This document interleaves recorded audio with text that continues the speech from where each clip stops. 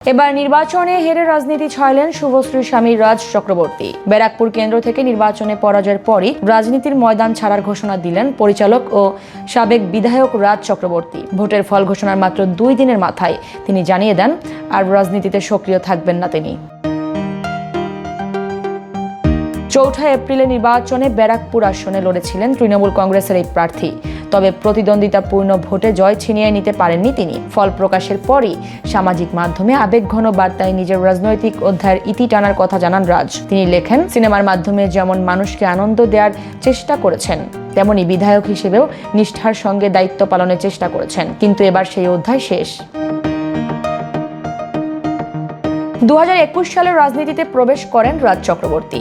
সেই বছরই ব্যারাকপুর কেন্দ্র থেকে তৃণমূল কংগ্রেসের প্রার্থী হিসেবে নির্বাচিত হয়ে বিধায়ক হন তিনি। টানা 5 বছর দায়িত্ব পালনকালে তিনি বিভিন্ন উন্নয়নমূলক কর্মকাণ্ড ও সরকারি প্রকল্পের প্রচারে সক্রিয় ছিলেন। বিশেষ করে রাজ্য সরকারের জনপ্রিয় প্রকল্প লক্ষ্মীর ভাণ্ডার নিয়ে একটি প্রামাণ্যচিত্র নির্মাণ করেন তিনি।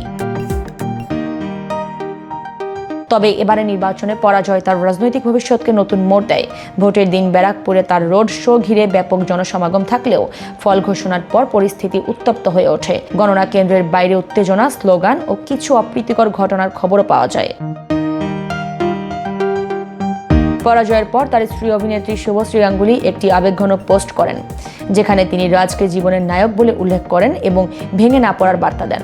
রাজনীতির এই অধ্যায় শেষ করে এবার আবারও চলচ্চিত্রে পুরোপুরি মনোযোগ দেওয়ার ইঙ্গিত দিয়েছেন রাজ চক্রবর্তী। 5 বছরের রাজনৈতিক যাত্রার ইতি টেনে তিনি ফিরছেন নিজের পুরনো জগতে, যেখানে শুরু হয়েছিল তার পরিচিতি বড় পর্দার পরিচালক হিসেবে।